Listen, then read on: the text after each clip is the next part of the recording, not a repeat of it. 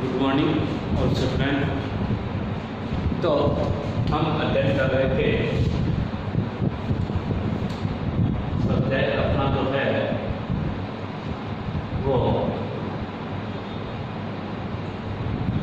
Political science.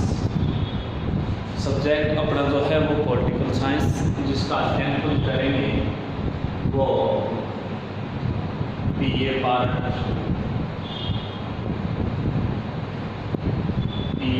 से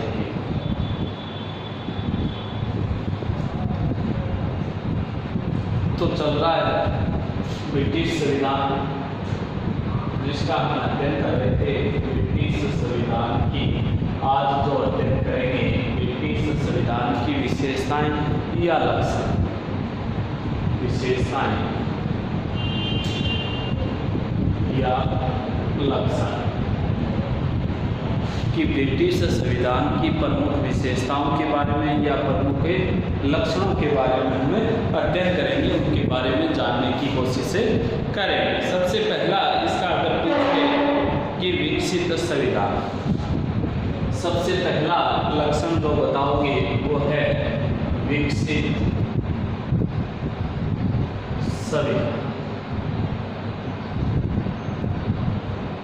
की बात करें कि ब्रिटेन का जो संविधान है वो विकसित संविधान कैसे है कि इसका निर्माण 1066 ईस्वी से प्रारंभ हुआ। कौन सी ईस्वी से? 1066 ईस्वी से इसका निर्माण कार्य प्रारंभ होता है, निर्माण कार्य चलता है जो लगातार चलता हुआ, कहने का मतलब वर्तमान 19वीं शताब्दी तक। कौन सी शताब्दी तक? 19वीं शताब्दी तक लगातार जारी है, चल रहा है। तो इसका मतलब कैसा संविधान है? विकसित संविधान है कि काफ़ी समय से लगभग 1400 वर्ष लगे थे इसे कंप्लीट होने में। कितने वर्ष? 1400 वर्ष लगे थे कि इसको बनाने में, जो संविधान बना है इसको बनने में लगभग 1400 वर्ष लगे थे। 1400 वर्षों में जाके यह संविधान तैयार हुआ है और इस संविधान के अंदर अनेक लोगों की, अनेक परिवारों की या अनेक प्रथाओं की विशेषताओं के बारे में अध्ययन करने के बाद बनाया गया। 2 नंबर पूछ ले आपसे अलिखित संविधान। अलिखित संविधान 2 नंबर विशेषता या 2 नंबर लक्षण क्या है ब्रिटिश संविधान का? तो कहोगे अलिखित संविधान। कैसा संविधान है भाई? जो लिखा हुआ न हो। कहने का मतलब है कि इसको लिखने की आवश्यकता ही नहीं पड़ी कभी भी। ब्रिटिश जो अन्य जो लोग हैं या अन्य जो देश हैं, जैसे फ्रांस की माना जाता है कि विधिवत लिखा होना चाहिए। फ्रांस, भारत जैसे देशों ने अपने संविधान को लिखित रूप दिया है, लेकिन ब्रिटेन ने अपने संविधान का क्या रूप नहीं दिया है? लिखित रूप नहीं दिया है। क्यों? क्योंकि ये लगातार निरंतर 1066 ईस्वी से निरंतर लगातार जारी था। जैसे जैसे यहाँ की प्रथाएं बनी, प्रथाएं या रिवाज विषम्य के अनुसार बदलता रहता है। कहने का मतलब यहाँ की प्रथाएं, रिवाज या विषम्य के साथ जो बदलता रहता है, जो बदलता चलता रहता है, वो क्या कहलाता है? आपसे पूछ ले। अलिखित संविधान कहलाता है। कहने का मतलब है कि विश्व का एकमात्र अलिखित संविधान है। क्या है? विश्व का एकमात्र अलिखित संविधान। कहने का मतलब इसे व्यवहार के तौर पे लाया गया कि व्यवहार के तौर पर लिखने की आवश्यकता नहीं हुई, क्योंकि इसको जैसे जैसे प्रथाएं हैं, रीति रिवाज है, विषम्य बदलते गए, जैसे वैसे इनके कानून बदलते गए। कुछ अंश जरूर रचित हैं, लिखे हुए हैं, लेकिन अधिकतर क्या है? अलिखित माने जाते हैं। तो बात करें कि विश्व का एकमात्र अलिखित संविधान जो व्यवहार के तौर पे लाया गया था, किसी रचना के तौर पे नहीं लाया गया। पूछ ले आपसे कि फ्रांस और भारत जैसे विशाल देशों। अब इसी में पूछ ले आपसे, कहते कि न्यूमैन एक व्यक्ति हुआ है,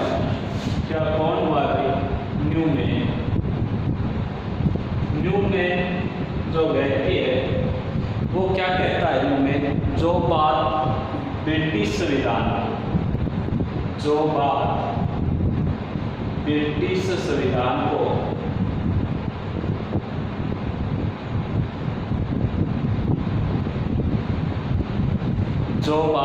ब्रिटिश संविधान को विशिष्ट बनाती है वह इससे अनेक को विशिष्ट बनाती है।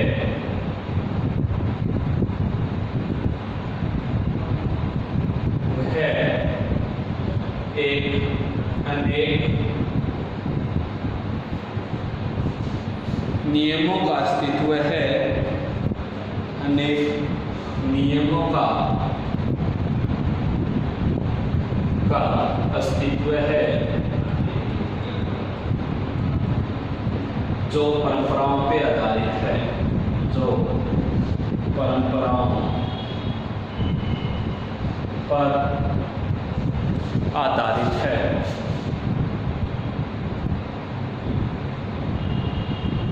क्या कहता है?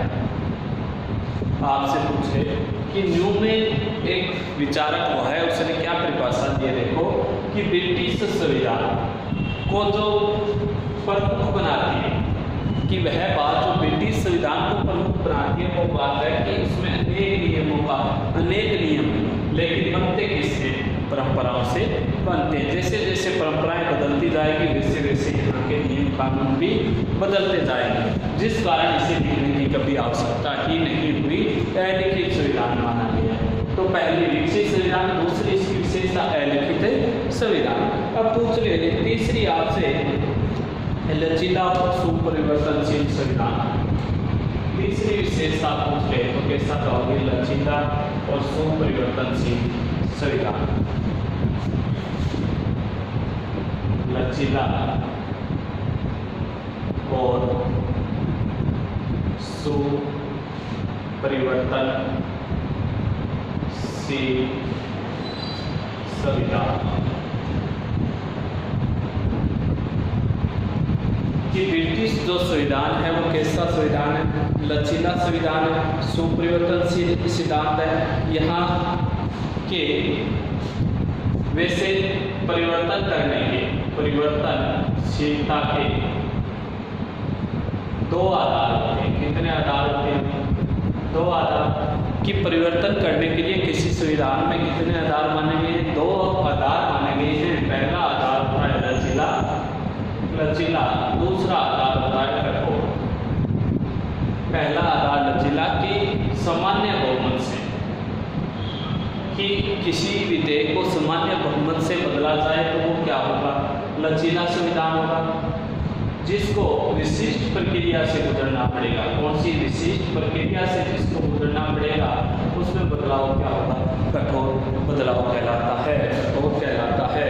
कहने का मतलब कितने प्रकार के होते हैं? दो प्रकार के होते हैं। यहाँ पे कहने का मतलब है कि आसानी से या सामान्य तरीके से। किस तरीके से? आसानी से और सामान्य तरीके से जिसमें बदलाव लाया जा सके वह संविधान कहता है ब्रिटिश का। कहाँ का होगी? ब्रिटिश का। तो बात आई लचीला और सुपरिवर्तनशील संविधान की, कि परिवर्तनशीलता के कितने आधार बताए गए? दो। पहला लचीला और दूसरा कठोर। की जिसको सामान्य तरीके से या सामान्य बहुमत से बदला जा सके वो लचीला, और जिसको विशिष्ट प्रक्रिया से गुजरना पड़े वो कठोर। और यहाँ ब्रिटिश में सामान्य बहुमत से किसी संविधान को बदला जा सकता है तो लचीला और सुपरिवर्तनशील संविधान कहोगे। इसके बारे में कि पूछ ले आगे कि विद्वान एंसन हुआ है। एंसन याद रखना कि एक विद्वान एंसन हुआ है। वो क्या कहता है कि हमारी पार्लियामेंट जंगली चिड़ियों, हमारी पार्लियामेंट जंगली चिड़ियों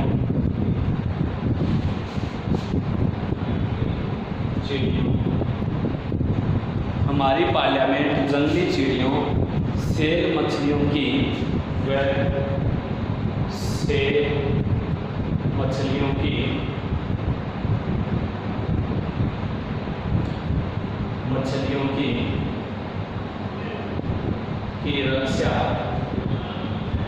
सेल मछलियों की रक्षा के लिए कानून बना सकती है, के लिए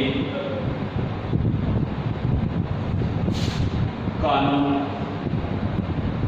बना सकती है।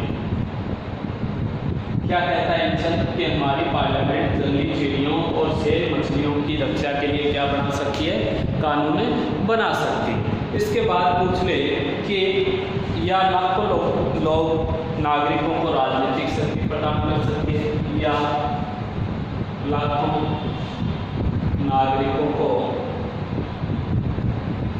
राजनीतिक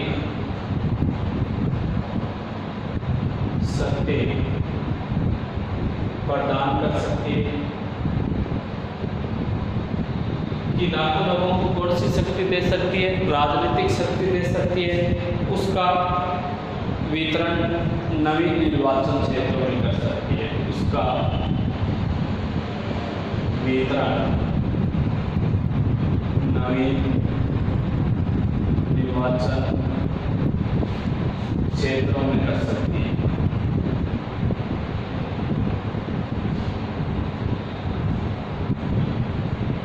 क्या हो गई परिभाषा? एनसन क्या कहता है कि हमारी पार्लियामेंट जंगली चिड़ियों और सेल मछलियों के समान क्या कर सकती है, उन पर भी कानून बना सकती है। लाखों जो नौजवान नागरिक हैं उनको क्या दे सकती है, राजनीतिक शक्ति दे सकती है।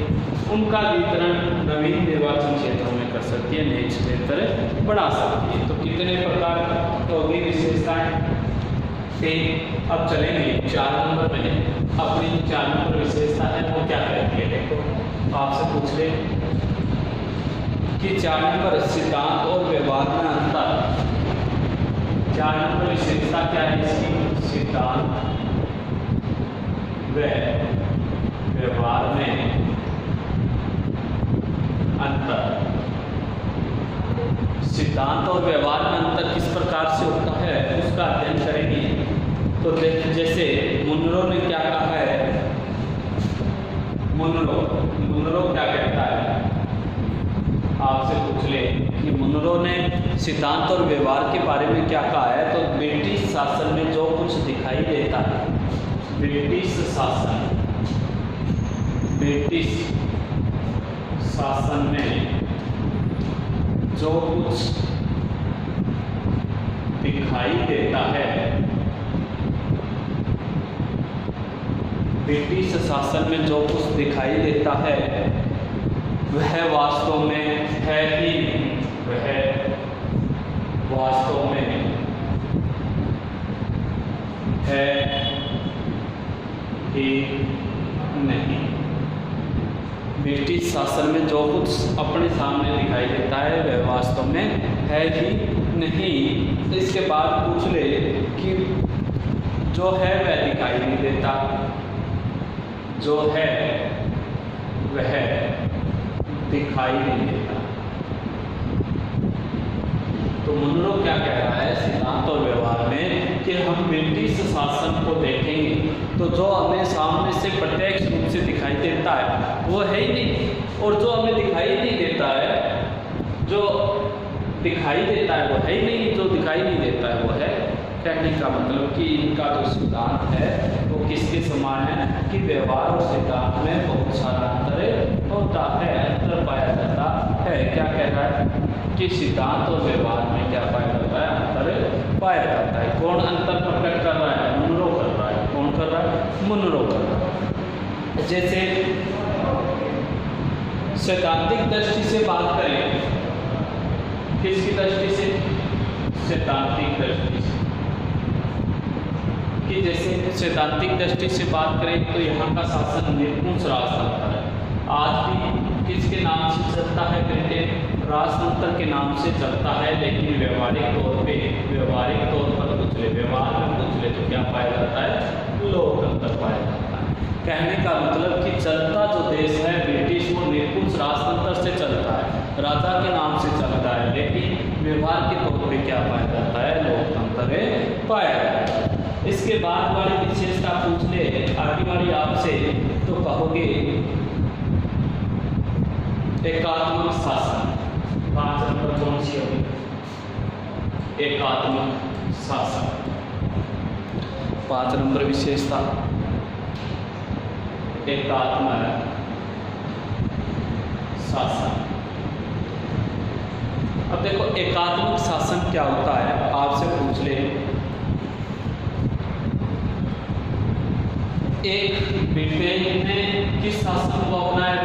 ब्रिटेन ने एकात्मक शासन क्यों अपनाया है पूछ ले तो कहोगे ब्रिटेन एक सुसंगठित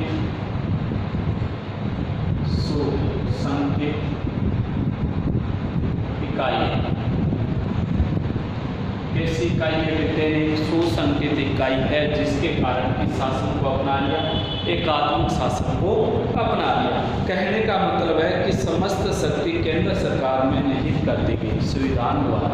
ब्रिटेन की संपूर्ण शक्ति किसके पास है?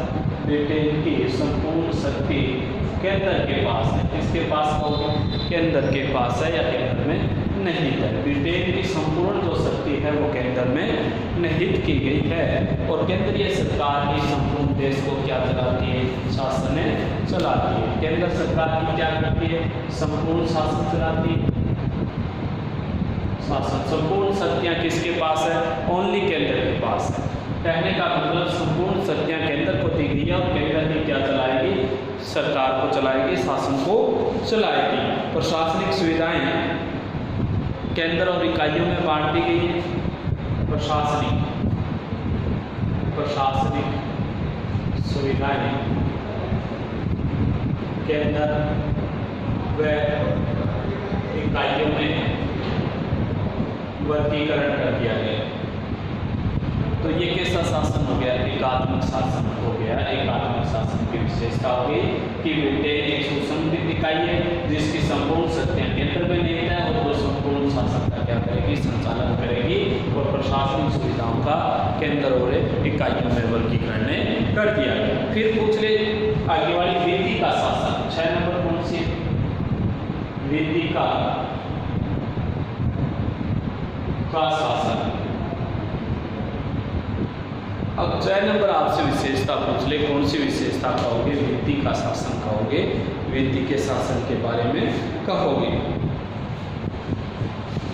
कि यहाँ का जो शासन है सबसे ज्यादा ब्रिटिश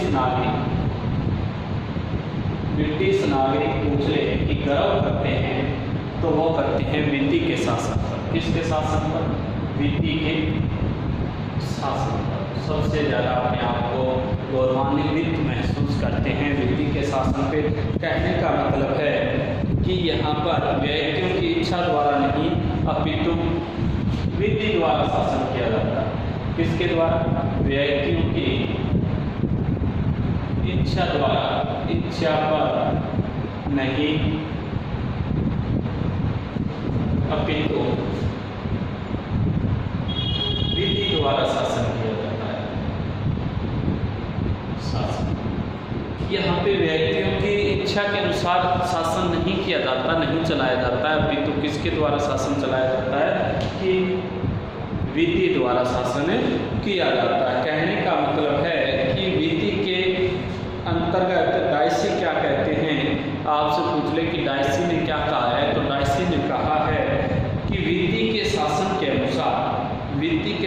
के अनुसार प्रत्येक सरकारी कर्मचारी प्रधानमंत्री से लेकर एक सामान्य सिपाही का और एक संग्रह करने वाले अधिकारी तक अपने अवैध कार्यों के लिए देश के कानून के प्रति उसी प्रकार से उत्तरदायी हैं जैसे कोई अन्य सामान्य नागरिक।